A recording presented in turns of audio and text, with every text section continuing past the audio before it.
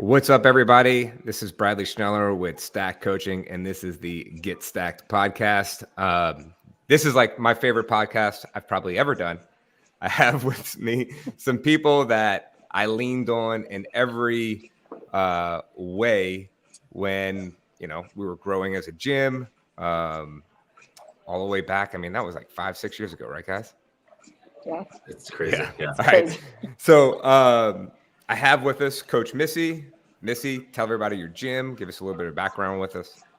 Yeah, I was a athlete and then became a exercise science professor and wanted to get out of the lecture room and open up a strength and conditioning gym in 2014. And then I'm still doing that, still doing like some online stuff, do some nutrition coaching. I used to do CrossFit. I used to do powerlifting. I've done bodybuilding shows. My goals have changed and my philosophies have changed. And I live here with in Omaha, Nebraska with my daughter, Sawyer, who's 7, and then my husband, Rob. And it's me. That's awesome. Pretty much it. Tyler, tell us a little bit about yourself, brother.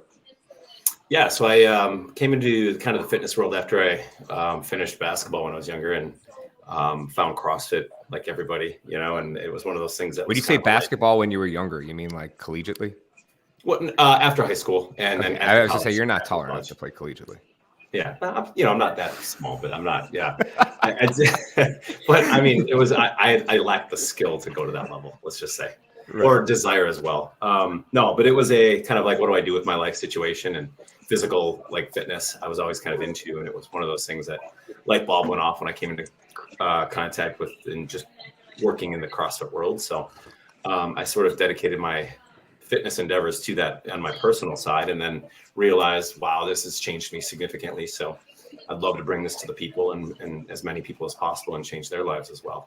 And so, yeah, I've been almost 13 years here in Milwaukee, and it's been a wonderful journey. I've awesome staff at my gym, and we have one of the largest gyms in the area, Midwest even, I'd say. And then I have a family, young family still, 13 and 11-year-old. And yeah, we're sitting and we're loving Milwaukee.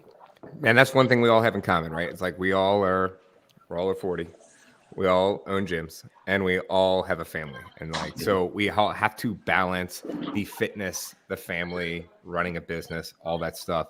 Tyler, you kind of glanced over this real quick. You were a regional CrossFit athlete, right? I was, yeah, back in the day. Yeah. I mean, like good or what? Well, let's put it this way. I was good enough to do really well in the open to be able to make regionals. So obviously the pool size back then was a lot smaller, and I was really good really early. I was obviously got in a great time to do that, but I'd say I was just I was a very good person with like just general fitness, but when it came to getting to above and beyond and a certain level of either high skill or heavy weight, it just wasn't my forte. So yeah, I was doing a workout a couple weekends ago. And it was a CrossFit style workout. For those of you who don't know, I'm Bradley. I own Stack Coaching. I've owned it for 10 years. We were a CrossFit gym. We kind of transformed into my own thing. Much like Missy's got her own thing going as well. I still love CrossFit. I just don't do it all the time. And it's not like geared towards my demographic of people who just want to look hot and feel good, right? And that's perfectly okay if you want to do that, especially as we age. But anyway, so I'm doing this workout. And on Saturdays, we typically do like an aerobic CrossFit style workout. And I'm like, lifting this weight, and all of a sudden it dawns on me. I'm like, man, I'm 40. I could do master's weight now. What am I doing? Like plugging away at this heavy ass weight. So Tyler, have you taken it down a notch yet? Oh yeah, for sure. I mean, no longer are my workouts to be, the best in my region or state or to be able to compete. That was obviously that level.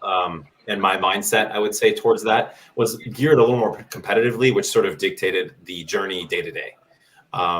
Because that is no longer a endeavor or goal that I have for myself. My training is significantly differently. I train differently significantly. So it's definitely not a 10-minute from now thing. It's a let me do this 10 years from now thing. and let me just have that focus going into every single workout. And it served me really well lately. Yeah. Missy, you've done CrossFit style stuff, but also like kind of give an idea of, tell people what your fitness looks like. Yeah. So I'm kind of like Tyler. I did not play collegiate basketball. No? So I'm 5'3". You can't tell. No. So no, but You know what? You cannot tell. Like, I know. yeah, Like, you know, we've all met in person, and like, I completely forget you're short because all of your pictures must be taken at an amazing angle to make you look 6 feet. Oh, thank you so much. There he is, Drew. What up, Drew? Everybody Yeah. will announce Drew in a second. He was just making a sale. If you're in the live chat on YouTube, go ahead, say hi, drop any comments you want, questions. We'll be answering throughout the show. We'll bring your comment up, and we'll have a little bit of fun with it. But Missy, so 5'3".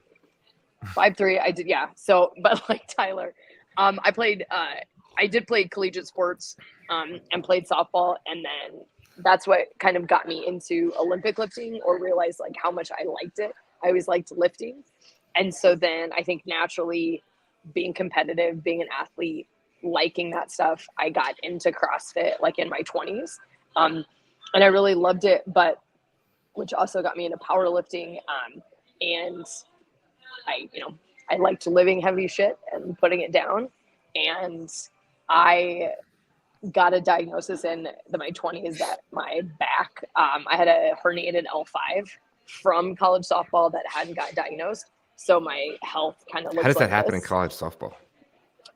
Believe it or not, I just threw the ball. It wasn't even You threw it anything so hard. exciting. I threw the ball, and then I was like, oh shit. And then I was like, all right, I can't stand up. It wasn't even something cool, like all the collisions with the catcher and nothing. So clearly it was ready to go, and it just went. But I kind of got, early in my fitness journey, I kind of got told like, you can't do this anymore, or, you can't go at the speed that you're going at and the load. And so then when I opened my gym, I did want to open kind of strength and conditioning. I wanted to bring it to the masses and kind of find more people like me, where it's like you want to push yourself, you love to lift, you want to challenge yourself, but you can't maybe keep doing some of the other things that are out there. And I wanted to get people off treadmills, and from just wandering around. And so when I opened the gym, I also transitioned into bodybuilding. And it was boring as hell at the beginning. Like I was like super depressed, getting back to like lat pull downs and seated rows. And I had to do a kind of a mindset shift for myself, that, just because it's not intense and you're not laying on the floor, that like, that's not what exercise has to be. And it doesn't mean that it's not beneficial. And I think going through that transition and really seeing the changes my body could make and how much better I felt, again, for me personally, I loved CrossFit. I loved, the transformations that people make with that. But for me personally, with my injuries, I couldn't go at that speed anymore. And so I think it made me a better coach. And so now, I'll do the step mill. I'll do walking on incline. I'll go for walks in my neighborhood, but I'll still do some Metcons with my class or some conditioning workouts. And then, I can't tell you how many walks I go on now. Oh yeah. It's like twice a day All the I'm time. going on a walk. All the time. It's my favorite thing in the world. Oh man. All right. So we have our featured guest, Gary Vaynerchuk, on with us, the man, the myth, the legend, the best salesperson in the room, Drew Gurton from Pendulum Fitness. Drew was a little bit late because he was making a sale. What's up, Drew? Hi guys, good to see you, Missy. It's See you, been buddy. like what, 6 years? Yeah. It's been a while. Drew is probably the worst athlete out of the four of us, but he was definitely the best salesperson. Some of us actually played sports in high school, and we didn't do band. There it is. So obviously, some of us didn't go to LSU for band camp, but it's fine. Hey, Drew, when you're making That a takes sale, a lot of coordination. when It you're does. making a sale, do you have someone at the other gym stealing their signs I on the do. sideline, dressed up in their gear, and then report back to you on how to make the sale? I do. That's how champions are made. Not yet.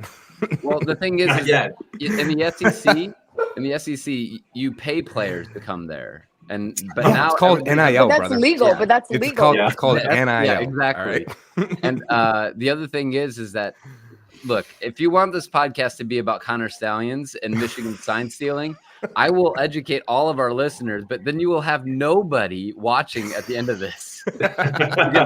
I lost, when this first came out, I lost a ton of my life because I was knee deep in formerly known as Twitter. Excellent. So Were you reading his manifesto? I'd never read the manifesto, no. All right. But I did watch Nebraska get beat. Like, what Yeah. was it, 40 something to 3? Nebraska has a football team. They used Yeah. Oh Yeah. man. I'm actually going to the Nebraska game this Saturday. Are you really? What? Yeah, Matt. Wisconsin and Nebraska. Yeah. Oh, that's awesome. Yeah. That's cool. We're gonna try to take your defensive coordinator, Tyler, at the end of the year, I think. And whatever. Not into football. All right, Drew, how long have you owned Pendulum Fitness, formerly CrossFit Pendulum, still CrossFit? Yes. So we're coming up on 10 years. Next year, February of next year, will be open for 10 years. We started off as CrossFit Pendulum, and then we rebranded in 2019, pre Greg's exit. So we were ahead of those times. Yeah, then we reaffiliated in February of 22 with CrossFit. Just because I'll be completely honest on that, is that it's really hard to go out and market yourself as something like if people don't know what they're getting themselves into, right? So you could say, we used to give Missy a hard time, 6 years ago about boot camp. Yeah. But Is this still Edge Body Boot Camp, Missy? It is. It is. All right, yeah. so, but people know what they're getting when they're signing up for a boot camp. Yeah. People don't know what they're getting when they go, oh, I'm going to go to Pendulum Fitness, right? So if we say, yes, we are a CrossFit gym, they go, oh, got it. However, the name Pendulum Fitness allows for us to have a broader reach. And we're not just a CrossFit gym anymore. We have semi-privates and privates, and that's, a nutrition. So there's, You got to if you want to make it these days. yeah, it's, you got to have multiple things. So, it makes it easier for people to just say, oh God, I know what I'm working with. Rather than being like, let me tell you what we do. We're like a CrossFit, but we're not a CrossFit. And then it just becomes this mess. So, All right. I want to throw this out there for all the listeners, people watching. Okay. So we all know each other because we worked for a company called Barbell Shrugged. How many years ago was that, y'all? 8? 7. 7? Yeah. 7. 6. No, short-lived. No, No, 6. Yeah, because Sawyer was born. All right. So 6 years ago, Barbell Shrugged became Gym Right, or the Barbell, I don't forget. Barbell Business. Barbell Business became Gym Right, which is something else now. And now it's owned by Two Brains. But nonetheless, we were the tip of the spear when it came to selling and teaching gym owners how to run their business. Okay. And so that's important for this. All right, guys, as we've all been in the business for 10 years, so we have 40 plus years of experience coaching here. Okay. Fits in. All right. Laugh, guys. All right. So, back when we were teaching people about their gyms and we were in the thick of what fitness looked like, has your perception changed at all, either of what needs to be done in order to create a well-balanced, fit person? We'll just go there. Anybody jump in? You said perception, or like has what are your thoughts on it? Like, how do you perceive, has your perception of what is required in order to make someone fit, has the dosage changed? Has the movements changed? Would you do anything differently than what we were teaching, telling people, or coaching 6-8 years ago? I'll go right away. I quite honestly, I don't think anything has really changed, and I don't necessarily think it's as important of what you're doing as it is just being consistent with it, right? I mean, because we all know that you can eat really well, sleep really well, and go for a walk, and you're going to have some decent health. Yeah. It's sort of number one, what do you enjoy, right? That's a big factor because that'll be a big part of the whole process of staying consistent, right? And that what needs to kind of change based on, as I mentioned prior to everybody, us getting started here, is that, just the way in which you train day to day needs to be looked at. And we all should be squatting, right? We all should be doing lunges. We all should be pressing. We all should be pulling. We should be doing general things in real life that just carry over to our day to day. And that's going to get us really fit, right? Overall. I mean, it's to what extent do you need to go is the question. And that I think depends on the person. Yeah. And that relationship with that client or that person that you're trying to coach is there needs to be a discussion there and a dialogue.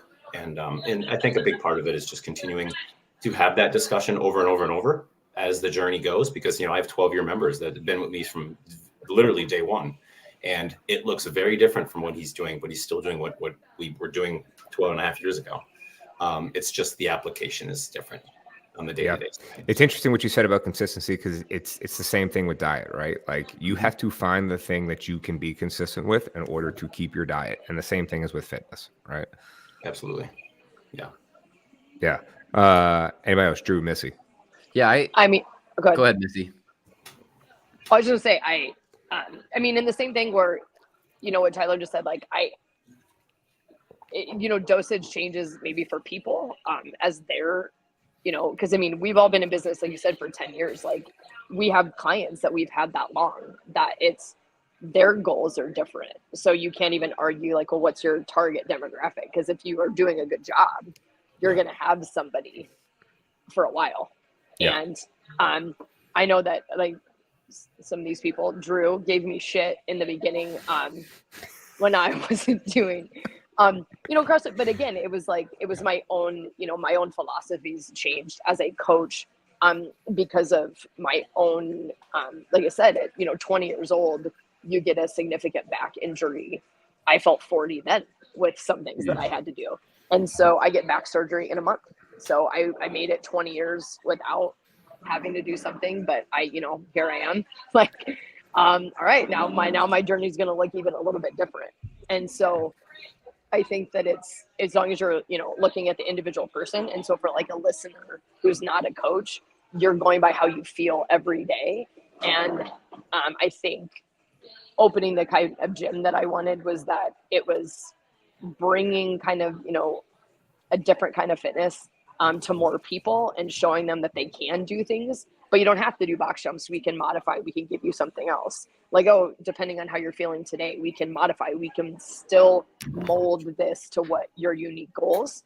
And as a individual, if you're not molding things based on how you feel day to day or year to year, then you're doing it wrong. But like Tyler said, but you can still be going to a CrossFit class for 12 years. And as long as you're adjusting it to you, you can keep doing that. And I think that's the most important thing, is that, you shouldn't view it as, what's the class workout of the day, or what's everybody doing right now that's trendy. It's, what do I need to do to be the most fit or the healthiest for me? And, I think Tyler said at the beginning, like, to be still doing it in 10 years. I had my aha moment that I needed to give up powerlifting when my back went out, and I was like, I can't get Sawyer out of the crib, and my husband was out of town. And I was like, it's not about me anymore. Like, how can I do something for me that keeps me moving? And I feel like that's always kind of been my philosophy as a coach. Missy, I got a funny story. So I don't know why I decided this, but like, I had a goal. I think it's because I went to a powerlifting meet, and one of my coaches is a world champion powerlifter, like masters powerlifter. And he's also a former Olympian. Also, if you're watching live and you want to throw in a question about fitness, nutrition, if you want to comment on how awesome my hair looks or how Drew needs to shave, then go ahead and put that in the comments, and we'll get that up and answered for you. But so anyways, I've never been a more patchy person than what you're showing right now. I mean, you're just as patchy as me, bro. Come on. Dude, my girlfriend's son told me last night that I looked 40 for the first time ever. And I was like, oh well, thanks. I am, buddy. So anyway, so I go to this powerlifting meet and I watch this dude, and like all those people at the powerlifting meet were so inspiring that I'm like, you know what? I want to fucking do this. Like, I want to get after this. And so I grabbed this program. Keep in mind, he is basically a professional athlete, much like a CrossFit Games athlete. Like, this is all he does. Like, if his brakes when his car goes out or something like that, he'll pick up some private lessons or something. But other than that, he's just lifting and sleeping and eating, right? So I pick up his program, and right around the same time as I decided to do this, I also started to reignite my soccer career. And I decided to play in an adult male soccer league while also doing powerlifting. And I just wrecked myself. This was like 6 weeks ago, and I wrecked myself. Like, it was awful. I was like not ready for this. And I was like, because my goal was like, before I turn 41, I'm going to have a 315 bench, a 500-pound deadlift, and a 400-pound squat. And like, I got close in like 7 weeks, and then like my body broke apart. So, Oh yeah. Drew, what about you, man? Yeah, for us, one of the hardest things is that people come in and they see class and they see the fun things that are on the board, and they're like, oh, I want to do that. And ego and what we want to do gets in the way, right? And it has to be this constant check of saying, this, like, what are the main things that I'm trying to achieve, and how does that play into the rest of my life? And even as an owner of a gym, I still like to take class, do the class workouts. But Chris, my wife, she goes, you're not allowed to take class if you don't warm up and do the things that, because now I have to make sure that things are primed, and that there are making sure that like my things are activated in the right way, right? And that there's not our margin for error is less. Yes, like, because now, because the thing is that we understand on what we can do to push the needle or lift with heavy loads, but we haven't adjusted our capacity, right? And our capacity has changed as we get older. And so although that maybe we're still able to, we look really well, we look really good, but some of that stems from just time under tension and how long we've been doing it. And, we meet with these people and they're like, oh, I want to look like that. Yeah, it took 10 years, buddy. Yeah, keep 10 going. years. Right? Yeah, And go ahead. so I think that's the hard part, is that everybody wants, and I've mentioned this on, blogs or posts or whatever you want to call it, but like Amazon Prime is this thing that we can get things so quickly, and you get these quick fixes, but training and nutrition and, this is a lifestyle. It is a use it or lose it currency that you have to, make these deposits over and over. And these things take so much time to get there. And especially if you are 30 plus, right? If you're in your 20s, you can see that return on investment is really quick. But once you get to be our age, the game's changed. Yeah. It's interesting, Missy and Tyler, you both touched on this, and it was like, what your clients want, is how we should either program or how we should be working out. And I think about that all the time, but in the sense of when I talk to my nutrition clients, I ask them, what does success look like to you? What do you ultimately want? And the same needs to be said when you step into a gym or how we exercise, right? Like I tried to do this powerlifting thing, right? I tried to play soccer again, like sprained my ankle terribly, right? I compressed my spine, like, because I had 6 weeks off of squatting because I sprained my ankle playing soccer. And then I jumped right back in like I was a 38 a 30-year-old idiot, right? So I ultimately had to think, what do I want? And I was like, man, you know what I want? I want to wake up every morning and just feel amazing. Like, that's what I want. Like, I don't want to have like my knees creak. I don't want to like be like, my lower back, right? Like, I want to get out of bed and be like, let's go. Right. And so I think, it's easy for us. We've been in the business for 10 plus years, right? We've coached tons of people where we can really promote this message. Like, what do you ultimately want? Does your daily habits lead you to that road, right? Like, to get to this goal. And I think that's the tough part. People see these shiny objects and they're like, ooh, squirrel, right? And that's where it gets us in trouble. Look, we got a comment here from one of our live viewers.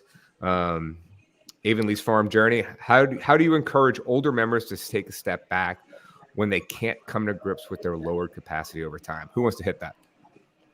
I'll touch on that a little bit. It was actually with some of the things that you guys were saying, that hit me in my own personal journey, similar to Bradley, where I played competitive slow pitch after college softball and played it all the way through my 20s, took a break after having my daughter, and then got asked to sub, got asked to come out of retirement from like a couple members. And I will tell you, it's the shift in like dealing with like your capacity is you have to come to terms with it and you have to be honest with yourself. So in any sport, I feel like you look at people and look at their footwork and you can tell whether or not they were an athlete. And in the outfield, it's first step's always back. And you can always tell, like, when the ball's hit, people run in and try to find it, and you know that they've never played for it. And there's nothing wrong with that. But I had a moment in one of these games that I came out where I was so defeated when I got to my car after the game that I did not get any balls that I thought I should have got. And I literally like threw my bag in the trunk, and somebody came up to me and was like, "Why are you so upset?" And I said, "Because I had like 8 drops out there." And they went, "Okay, who would have caught those? You now or you at 19? And I went, and they said, "Because you're still thinking that's the same person." And so, and he said, "I'm going to let you know a little secret." He goes, "None of us could have gotten to that ball. And none of us could have gotten to that ball at 19. So you're already looking at yourself from a higher tier, something you were training for, something that you excelled at.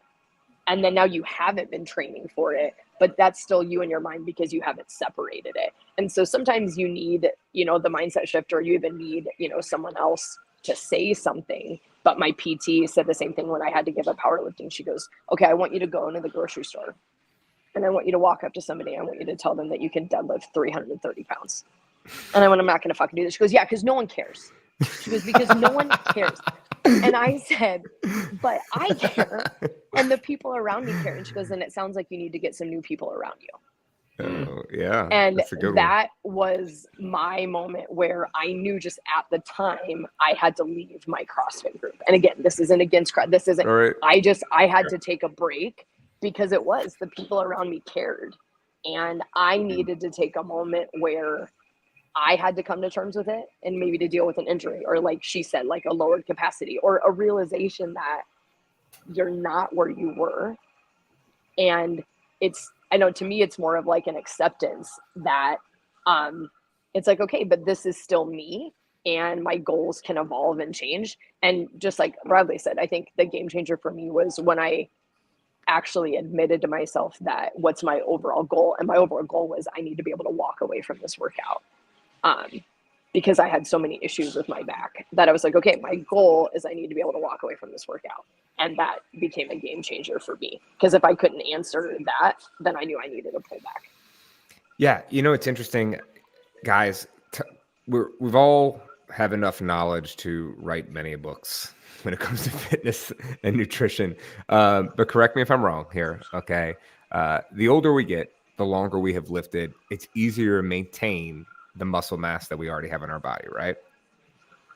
So as Evanly asked, how do you encourage older members to take a step back when they come to grips with the lower capacity over time? It's because based off what our goals might be, we might not actually require the amount of work that we used to have to do, right? Like it gets easier as time. Old man strength is a real thing. Okay. Guys, what are your thoughts on that? I love my old man strength. You know, that's the fun thing is that there's still, you know, the younger members at our gym. And I love to talk trash with them. I love to outlift them, but I have to pick and choose my battles, right? So one of our guys who's in his 30s, like this week is a test week for us, and we've been on a squat clean cycle for 10 weeks, and so we tested on Monday. I did not PR, hit 245, and that's it. Was happy with that, but 4 weeks ago I popped my SI joint. Oh, and so to hit 245, I was happy with that, right? And my wife, who is now a national level, Olympic weightlifter. I watch your videos. She's good. She's good. She came over and she's like, "Oh, you should be able to hit 260 today." And I was like, the bar was moving really well. And then Shut when up. I Go got back over to your corner. when I got to 235, she's like, "I don't know about that," because she's like, "You're starting to shift," and like she goes, "You can see where some of your injuries, like coming through," and so Look at that. that is the and so what I'm leading to is that I finished where I did, but one of my members came up to me, he's like, "Hey Drew, like we have sumo deads for 1 rep today." He's like, "Hey, you gonna throw it on today?" And I said, "No. Like I need to I still need to recover from Monday." He's like, "Really?" And I'm like, "Yes." Because like I can still feel that, in my body that I have not recovered. Plus, I only got 3 hours of sleep on Monday night, Tuesday night, because I thought I ruined my daughter's birthday. But it's fine because it all worked out. So you mind elaborating on that a little bit, Drew? Yeah, absolutely. As like we were supposed to go to Disneyland. It was supposed to be a surprise. And if you don't know this about Disneyland or Disney World, you have to buy tickets in advance now. You can't just show up at the park. And so now you do. So I didn't know. And so I was like, all right, cool. I'll get tickets, the night before, because we live really close. And so I was like Monday night, went to go get tickets for Tuesday, park hopper. It's going to be awesome. Skipping school, and they were sold out. And I freaked out, and I felt like the worst parent on the planet. Could not get tickets. And so I finally fell asleep at 3. My son woke us up at 6:30 because he was so excited about his sister's birthday. And then we had to tell him that we weren't going to Disneyland because it was still a surprise to her. And so we said, "Hey, what would you like to do? Would you like to go to school? Would you like to go to Universal Studios instead? Or would you like to go to Disneyland on a different day?" So she chose Universal. And so my wife and I we're like zombies on Tuesday walking around the park. So I didn't train on Tuesday, and I didn't train yesterday because I'm still in a sleep deficit.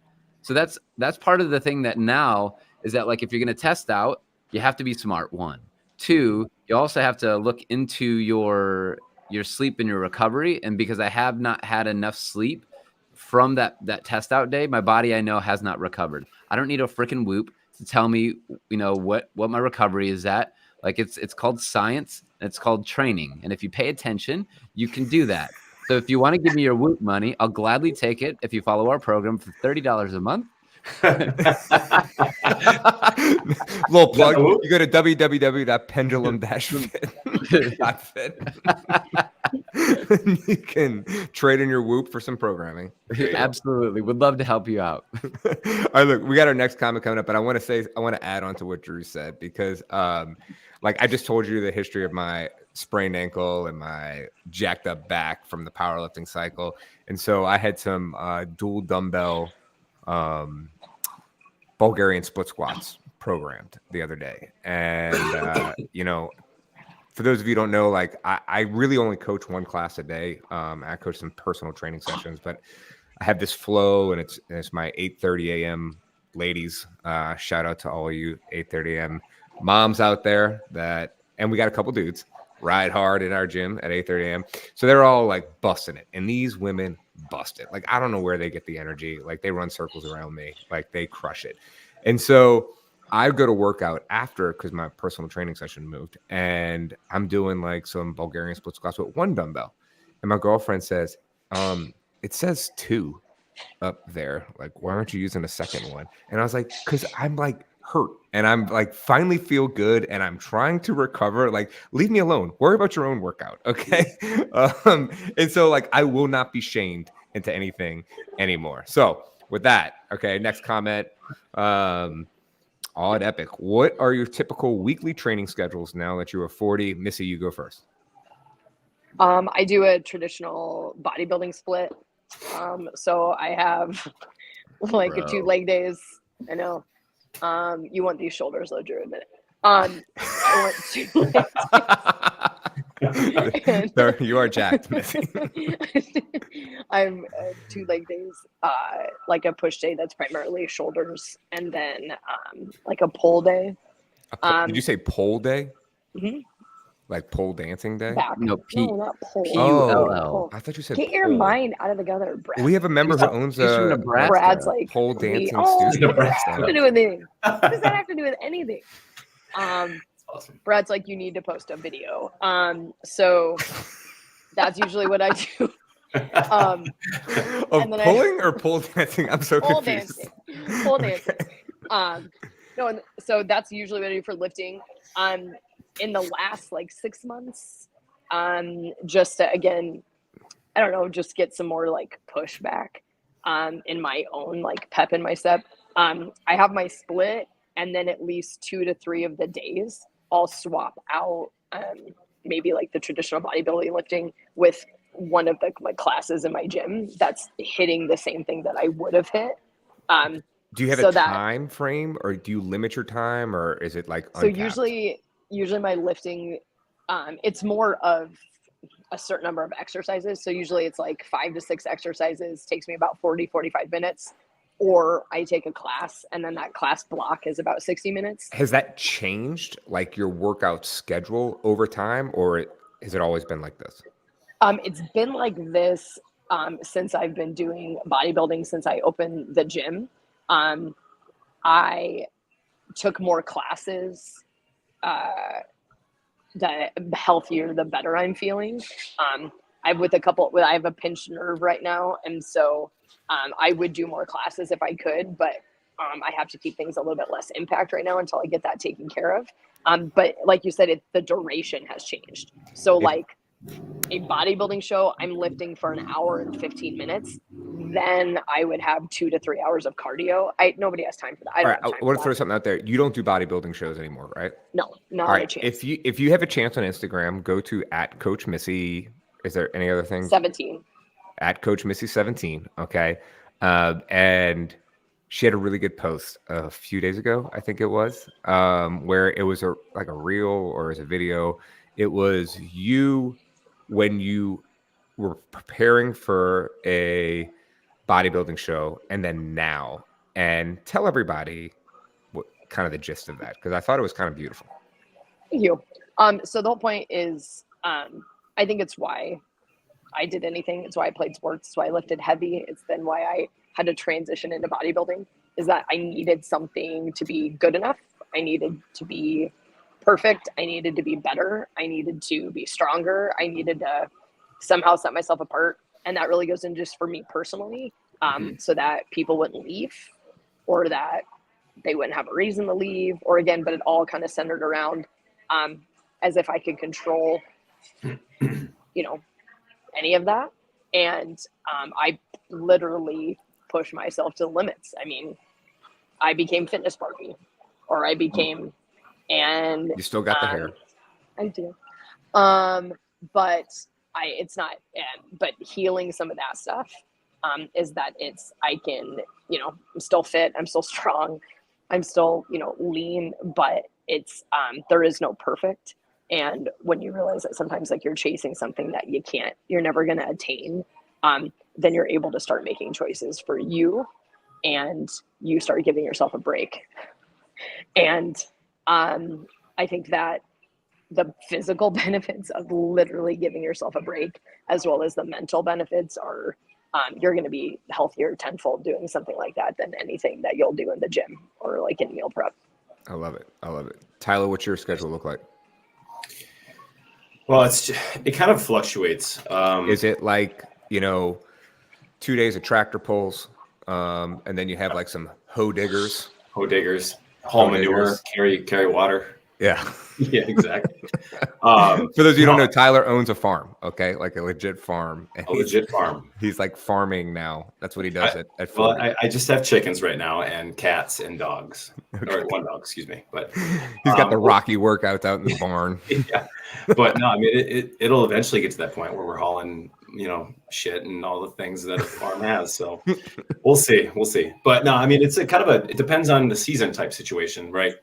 I typically do pure CrossFit probably from October through the Open, just because I really enjoy it. I want to get really fit. It's a time of season here in Wisconsin that it's cold and there's not much else to do. So I can focus on really improving, my aerobic capacity or working on just general skills and getting strong and pure CrossFit, right? Like How many days a week is that? I'll usually do 3 to 4 days of CrossFit.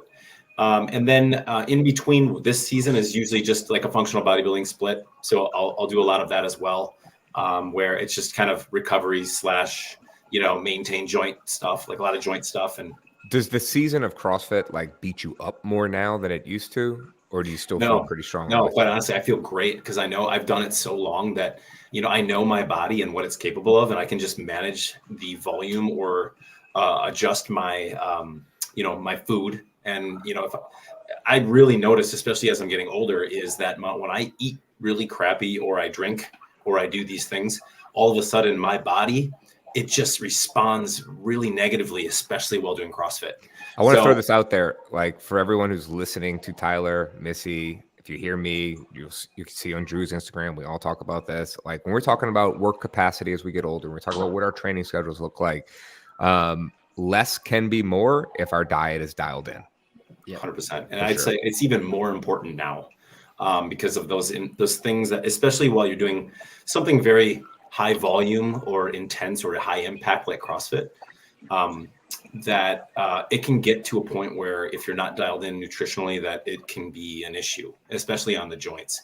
And I will say, like I'm 6'3", 6'2", 6'3", depend, point guard, whatever my basketball You program. look shorter in the camera. Yeah, I'm short. But like it's not easy on the joints being being a little bit taller. I just have a longer way to go down, and I played lots of basketball, so I just have to be very wary of what I do. And nutrition is probably the biggest thing. So going back to the split though, it's sort of an audible. Like I'll if I enjoy it, I'll do it. I go for a lot of hikes and walks with my dog and my wife. And so during CrossFit season, those 3 to 4 days, is that a wrap on your like resistance training? Besides the bodybuilding, well, for like pure, like high impact. Like when you're in the CrossFit season, like you said, 3 to 4 days of CrossFit, like are the other 3 days like low aerobic work or hiking, walking, or are you doing something else?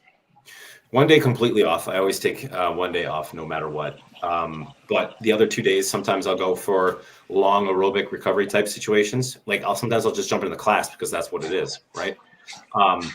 And the other ones, like I'll just kind of stay active, stay moving. I'll do chores around the house, things like that, that just keep me moving rather than just being in the gym. I don't necessarily always like to train in a gym. I like to just be outside sometimes and do physical work outside too. Yeah. So that's kind of the other opposite day if I'm not working out. But it's usually if I'm training, like leading up to the Open in February, March, I'll be 5 days a week. And the other 2 are probably just rest days or just chore days or whatever. Yeah. Yeah. Drew, what about you, bud?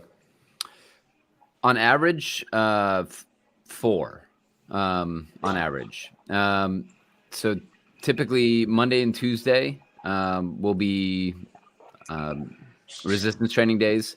And maybe one of those days will be like one Metcon. Metcons seem to put a lot more wear and tear on me. But you know, I try to manage that. And then, but resistance training, and when I say resistance training, like full body training works really, really well for me, and I don't get as beat up. So I'm talking like, you know, one lower and then upper body, and then abs, right? So like making sure that I hit like a total body training workout, like four times a week. And then 2 to 3 Metcons a week. And then I have on Sundays during football, I like to do like a zone 2 cardio and watch some football. You were the king of zone 2, brother. Man, I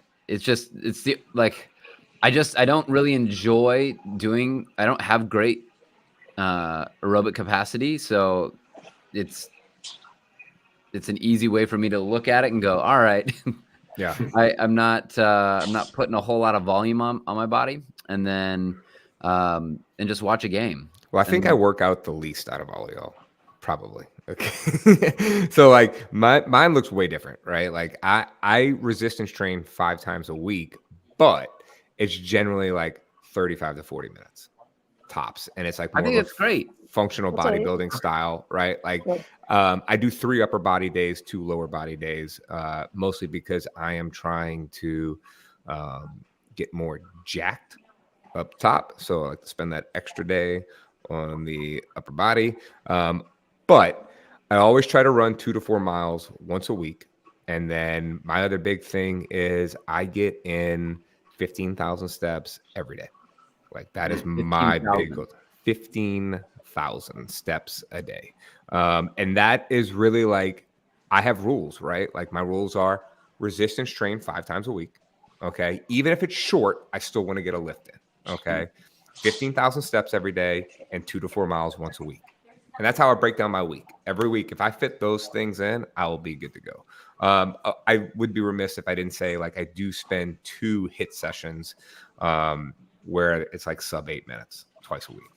So, And to anybody that's listening, just echoing like something important that Bradley just said, because I use it with my nutrition clients and like gym members, like you need rules, like general rules yeah. as you get older. Not like I'm going to CrossFit class this many times. I'm going to it's general rules. Like I have a rule that I can't take more than 2 rest days in a row off.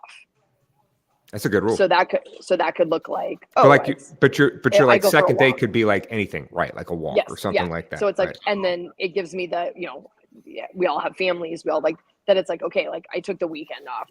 Crap, I didn't mean to. Then that means Monday I got to move. I got to do something extra. But like you said, it could be a hike. It could be a walk. It could be, and it's those general rules. And so just like that, like I have to get in some resistance training. So then it's like, if I'm not feeling my split, I can hop into class. I can, if I don't feel great, I can go do, this. But I think the power of having those general rules is a big deal. I think that in stacked coaching, they call those BAMs. BAMs, Bare ass minimums. Yeah, absolutely.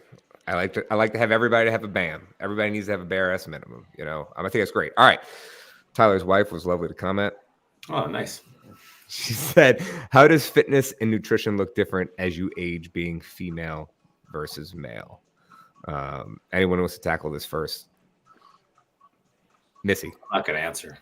It's my wife. Well, I will say, I think the general rule of thumb is like sucks a little bit is that men tend to age a little bit better than women. It's absolutely 100%.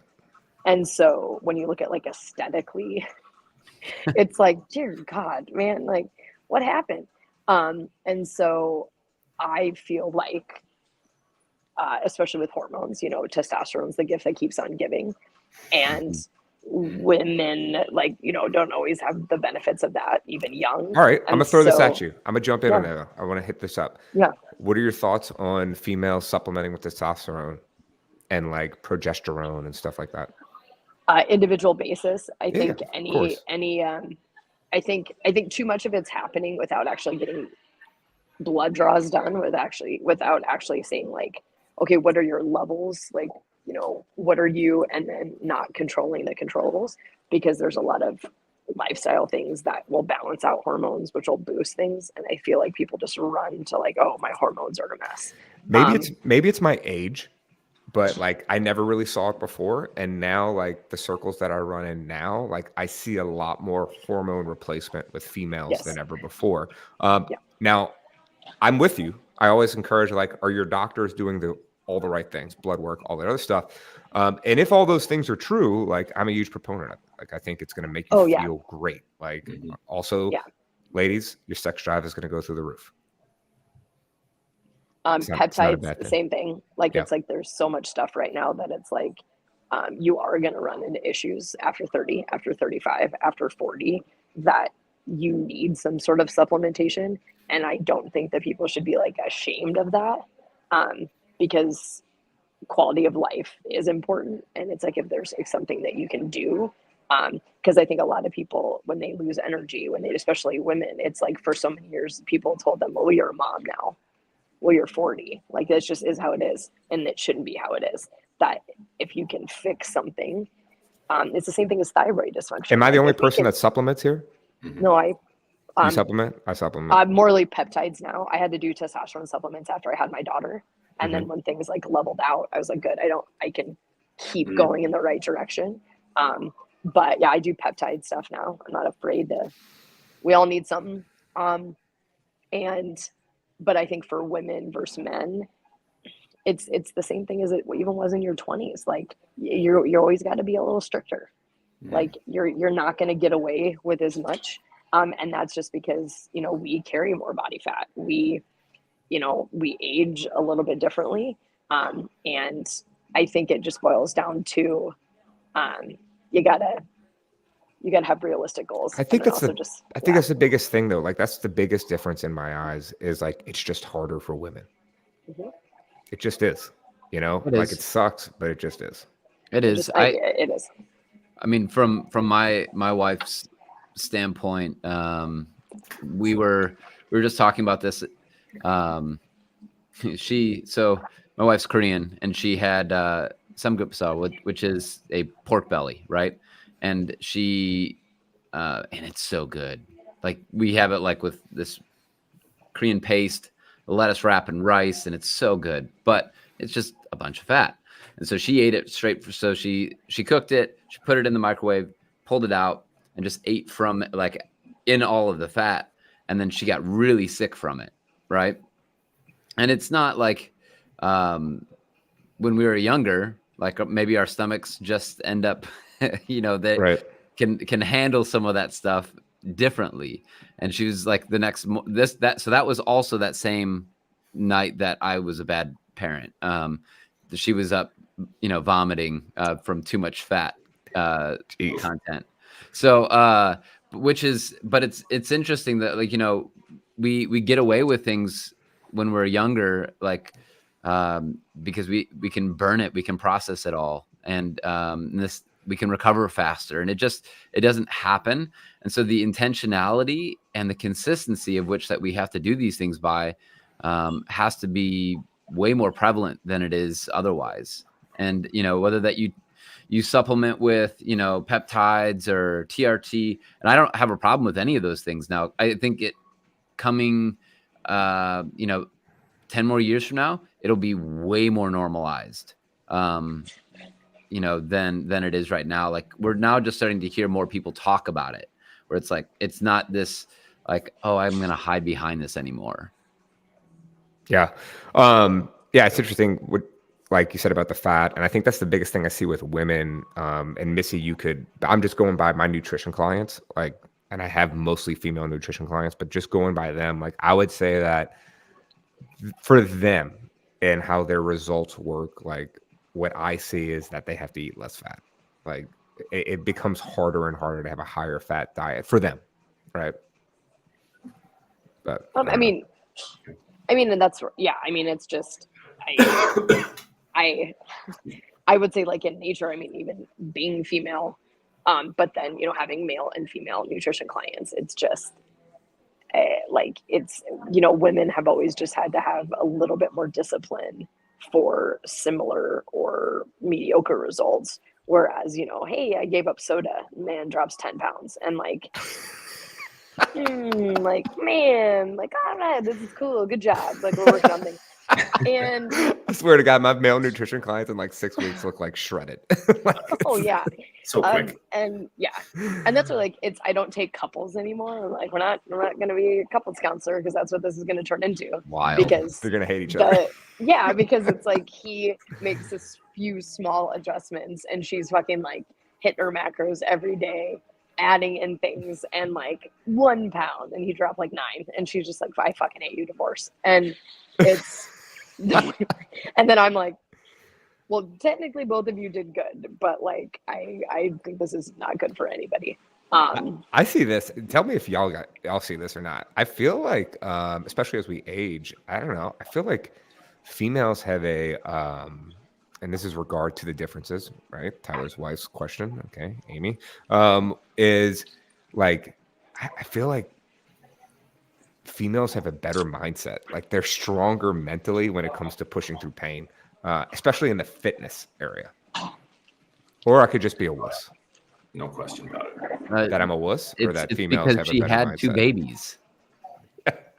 She had babies.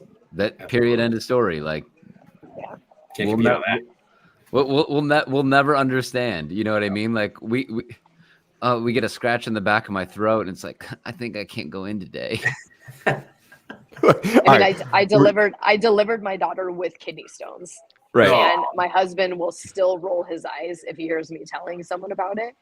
And I go, I like get to talk about this forever, and I will remind her Wait. every time. This is perfect. My girlfriend and I didn't get a lot of sleep last night. Like we just, I think caffeine too late, like whatever. Like we didn't get a lot of sleep. We were like super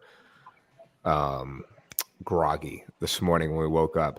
I was so groggy that I had to come to my house and lay on the sofa and take like a 2-hour nap because I didn't feel good. She dropped her kids off at school and then went and worked out for about 2.5 hours. That's the difference. There you go. Yeah. Yeah. I'm not gonna get on my soapbox, but like when you live in like a man's world for a really long time, like you kind of have to trudge through some shit, and so you get a little bit tougher skin to like, I can do that. I've been doing it for a while. Yeah, I feel that. All right, look, we were talking about TRT, we were talking about peptides, stuff like that. I did want to ask all of us, since we're all fitness professionals, and this is super prevalent right now. How many of you have Ozempic, Mounjaro, semaglutide running around in your communities? Yeah, us too. I mean, yeah, I know. Yeah. Like thoughts on it? You know, where do you see its use? How do you guys feel about it? I hate it. Just to be blunt, I met with a woman probably 2 months ago, and she's like, "It comes down between you and Ozempic," and I was like, It's "Great." expensive. I said, "Great." You know, like I can't compete with that. I can't. Like, it's, Oh, I think that's bullshit. well, here's the reason why is that she's going to take it and she's going to see results quickly because it's going to restrict her, you know, Yep. like her what she's wanting to eat. The other would require willpower and consistency and hard work, right? And she wants it's the red blue pill, right? This one gets it right away. This one's going to require hard work, but you're going to learn a lot, and it's going to last forever. I'd like to know what Ozempic doctors. is quick, right? I'd like to Now, know what doctors are telling the patients, though, right? Because and here's the difference. Okay, is when we have a client in fitness and nutrition, like what we are creating is a lifelong lasting solution. Ozempic, Mounjaro, semaglutide, whatever the new one is, it's not it. Like when they stop, guess what happens? Their hunger levels pop back up, and unless they have the tools in order to be able to combat that, they're going to gain the weight back, But and they're that's going to not have less muscle mass. that's Or- not what that they care about, though. Well, I get that. I They get don't that. care But that's about why I that. said it's the doctor's responsibility to explain what exactly is going to happen. The doctor doesn't when they know take that themselves because they are also obese themselves. So the thing is that it's a script that they're going to get paid for, right? Shots fired. They're going to get paid for, and because they're doing that, and then on top of it, like people want the quick fix. And now, granted, this person that I met with had injections. She's done, she's got fake boobs. You know, I live in Los Angeles where, you know, like if you want something, you can get it done. Not that any of those things are there, but she's like, I've tried everything. And I'm like, except for the right thing. But I could not convince her anything that I was going to say was going to help her. And so it comes down to, you have to, if somebody is genuinely interested in the right work, the hard work, the real work, they're going to choose what we have to offer. But most times, often than not, people don't want to do that, right? In America, specifically, it's not going to happen, right? Because we want the quick fix. We want, you know, like we want the gratification, all of these things to be done quickly. And it's just not those things. We're just not going to see that. And it also requires the doctors to know anything about nutrition. And they spent one lecture in med school learning about it. So we know more than they do when it comes to nutrition. By a lot.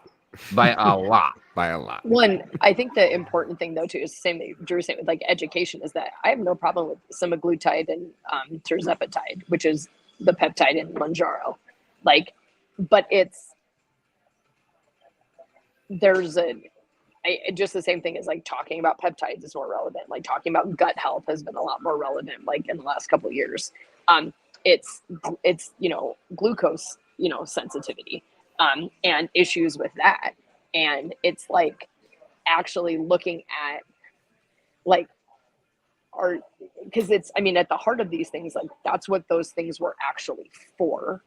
Yeah. And then people that suffered from some of those things, you can't fix that always with food or exercise.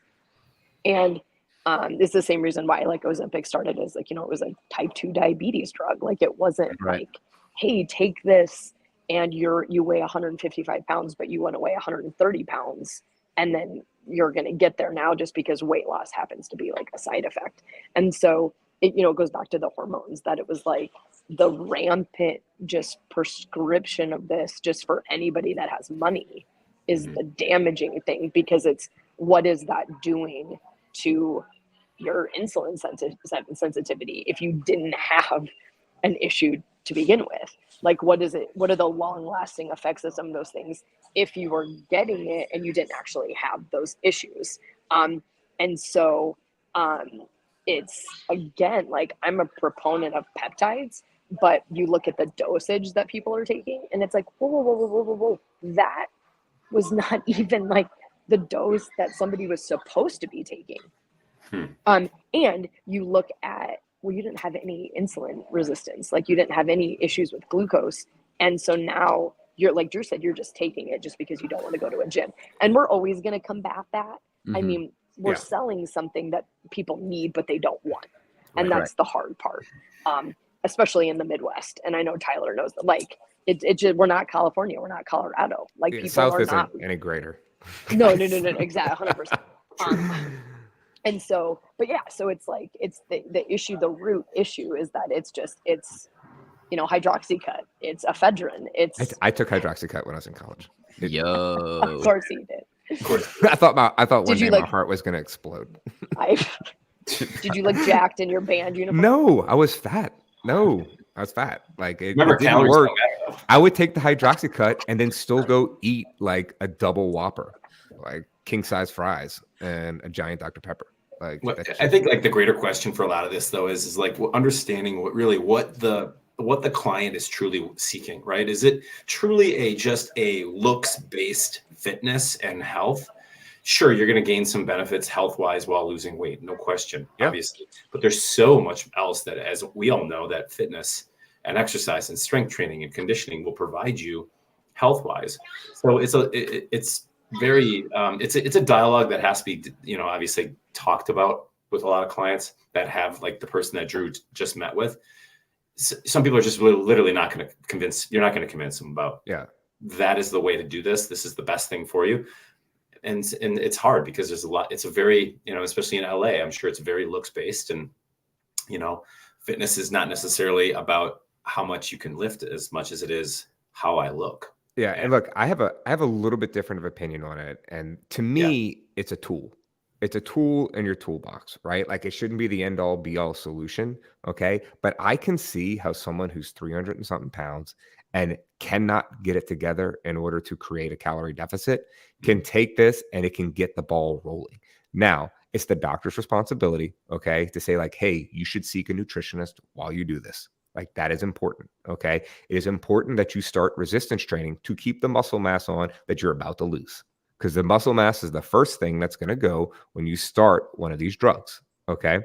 So, which look, it happens when you lose a massive amount of weight, you lose muscle. That's part of it, right? The other thing the doctor needs to say is you need to be on a high protein diet right now, okay? Like, and you're not going to want to eat, but you need to eat. So if you do all those things, like I am perfectly for you doing this drug to help get the ball rolling, right? I think it's a problem when people rely on it for a long time. Now you're being susceptible to all of the side effects that come with it, and side effects that we do not know yet, that are still coming out. Like, you know, I'm getting an Apple News alert this morning about Ozempic knockoffs, right? Like, so like all that stuff is out there. And then like, if you're the person that's like, you know, they call it the rich person's weight loss drug, because if you're looking at 5 pounds of vanity weight, well, I'm just going to take this drug real quick. Like, come on, man. Or like melatonin, you get a tan with it too. It was like the Barbie drug until people really? started abusing it. Oh yeah, I shouldn't even have told you, Brad. Go down the rabbit hole. Son of a bitch. It's got your name on it. It's got your name on it, dude. Bad news, Melatonin is what it He's is. like, that's it. We're taking pictures next week. I am naturally tan, guys. I am naturally tan. You live in New Orleans though. I know, but like it's my complexion. Like I'm just always tan. Well, it's a lot of behavior, right? You know, a lot of this is just, it's not going to solve the behavior that's caused them to get to there in the first place. So like I worked with clients, I was a trainer for Extreme Weight Loss TV show. And my client was 520 pounds and she was like 480, you know, and it was a lot of exercise, a lot of diet, and a lot of incentive, right? But a lot of the things that they had going on upstairs in their head, in their mental space, I mean, 98% of the people on those shows like would gain all the weight back. And my clients were no exception, you know, because really what's happened is the behavior has not changed. So sure, I mean, it's a tool, like you said, but at what expense, and how long are you going to use that tool? Yeah. No, I'm with you. I'm with you. What do y'all think are the biggest, and we'll kind of wrap up the show here. What are the biggest obstacles facing people as they, you know, gear towards 40 or over 40 when it comes to, you know, fitness and nutrition? It's the biggest obstacles. Biggest obstacles, right? Time. Time. I mean, automatically, you know, somebody who's over 40, the chances of them having kids, having stepkids, having, you know, joint custody, having a career that's elevated to, you know, some extent that it's, you know, it's not just a 9 to 5. You know, if people have, you know, it's just the older you get, you have more responsibilities. And I think that, I mean, every single one of us talked about it in our own fitness routine. We're not training as much as we used to. Now there's a benefit to that, where it's also like, hey, my body actually doesn't need to do that and I can still get benefits. But it's also, I don't have that time. Yeah. Like, and look, Missy said it. We talked about it. That's why you have to have these general rules surrounding these things, right? Like to combat the time. And so like, if that means like I only get 30 minutes of a workout in, 30 minutes is better than no minutes, right? And then if we do that every single day or 5 days a week or whatever our general rule is, we are creating a habit. We are creating a lifestyle. And soon upon you can expand upon that. But like people that just give up because they don't have time, like I get time's a problem. You have to realize that 20 minutes is better than no minutes. And that's why I tell all of our members, like, we are not some like military regimented group fitness class that you will find out there. Like if someone has to miss half our workout, but that's the only time they can come. I'd rather you just come, warm up, do the strength, and you can bounce, you know, like We have people like that in class. I do not care. Yeah. I want you to just get your butt in the gym for as long as it can be, even if it's only 20, 30 minutes. I think it comes down to enjoyment. If you find the thing that you enjoy doing, you're going to make time, and then you're going to continue to do that over and over again. So whether that means that you do boot camp, great. You do CrossFit, great. If you enjoy functional bodybuilding, great. Whatever that thing that you can find that you enjoy doing, and that is going to lead to you being consistent, that's the battle right there. Because it's not about like, oh, I know I need to work out, right? I know that I need to take care of my body. I know that I need to eat better. Like we live in America, that information is everywhere, right? That part is true. But if you can find the thing that you enjoy doing, you'll be way more consistent with it. And you'll keep doing that, and you'll make time for that then. And like, for example, like the whole time component is true. The person that I was meeting with right before I got on this call, he was like, "Oh, but I'm so busy with work." And I said, "I get it. Like and he doesn't have a family. He's 29 years old. He works, all these things." And then we just kept peeling back things to say, where's the hour? Where's the time? Like 3 days a week. Just give me 3 days a week. Can you do that to start? Right. And if you can find 3 days a week, whether that be on a Saturday or a Sunday or 2 days during, like we have 7 days. And if there are 4 people here who all have kids, who all run businesses, who all are in relationships with people that, there's people. Yeah. Individuals. We're all monogamous. Yeah, I'm saying like as opposed to animals. Animals. Yeah, that's what I was thinking. It was an important distinction. Aliens. Aliens. Well, I mean, some of us live on farms. But the I almost got missing. It is the Midwest. It is the Midwest. So Tyler majored in animal husbandry. my goodness. I'll make sure. I'll tell you when I deliver my first calf. That'll be great. Yeah. Just wear a glove. So, hey, I grew up in Michigan, so I mean, like that's you're Midwest. Yeah, absolutely. I just haven't been back in like 20 years. So, but the important part there is that if we can help people find time, right, inside of when they are getting started, and even if you're just watching this, remotely or virtually right now, that you find that. You look at your schedule and go, all right, I can put something in here. I could put something in here. Now, what do I like? You don't have to run just because you think that running would help you. Like if you just started with walking 8,000 to 10,000 steps a day, like that would be a great place to start. Like, oh, I love listening to podcasts. Well, then do that. Like listen to a podcast and go for a walk. And that's your me time, and you're able to stimulate your brain. You are able to move more, and you're able to start taking steps in a positive direction. Drew, But I think you do this. I think you Yes. do this, and I do it as well. I don't know if Missy and Tyler you do this, but like one of the ways that I spend time, uninterrupted time with my kids now is they get off of school, we go home, we go for a walk together, just around our neighborhood and talk, catch up on school, no phones, nothing like that. It's a beautiful way to get in steps for them to get in some exercise with their dad, teach them a good habit, and a good way for us to connect at the end of the day. Yeah, my kids come and ask us for it. Like, hey, can we go out for a walk? Yeah. That's because they know they're going to be Instagram famous. They're gonna get put on a story for sure. It disappears in 24 hours. I love it. Y'all, any final thoughts on Fit Over 40 or what? We're all good here. Well, and even if you haven't started before you're 40, like you can still start. I think that's Absolutely. the biggest misconception. So it's like you didn't miss out on anything. Like do it, go. Like if you waited till 40 to find out that, I don't feel very good, you can still start. And that's my only. Nailed it. I love it. Missy, your hair looks amazing.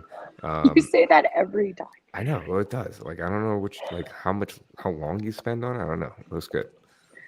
And I worked out before this, so. of course. Nice job, guys. Like, I appreciate all of y'all jumping on this podcast with me. We had a good time. We should not wait 6 years to do another one. That's for sure. No, man. So Next time we'll bring Angelo. all right. Oh God. I was gonna invite Shane on this, but like he doesn't qualify for the title of the podcast. Is he not 40? Oh, he's No. not fit. Buddy, come on, Tyler. We just have He's to being send him. nice. We have to send him a book about calories in versus calories out. Yeah, he'll throw it away. He was Yeah. doing his gym posts for a while, and then they stopped. Yeah, Aw. I miss Shane. If you happen Shane, to we miss watch you. this, we love you. We miss you, Angelo. Same thing. And I don't know if we'll ever get Marcus on because Marcus is like some stud right now running education for CrossFit, right? CEO for best hour of their day. The start of the day. Yeah. Yeah. Well, this was my best hour of the day, getting to spend with y'all three. Bam. So, There it is. that's for sure. I'd love to end it on that. Like, if you want to find Missy, it's at Coach Missy17 on Instagram. You can go to MissyHenry.com, MissyHenryCoaching.com, right? Nope, just Missy Henry. You had it right the first time. MissyHenry.com. Tyler has a private Instagram account, so you Do won't be able to follow him. But Oh, you- if you want to, you can slide into his DMs. It won't be shady as all. Amy is watching the show, so be careful. And if you want to check out Badger CrossFit, it's badgercrossfit.com. Drew, he is 100% public on Instagram. He films everything that he does all day, including coffee, walks with the kids, reading the newspaper while walking on a treadmill with Zone 2 cardio. And he is also a Michigan and Detroit Lions fan, so kudos to him. He's finally getting a little bit of payback this year. But you can go to pendulum.fitness if you're in the Pasadena area or want to have some virtual coaching. And you can find Drew at Drew Gerton, right? Yep. On Instagram. And did I miss anything there? No, you crushed it.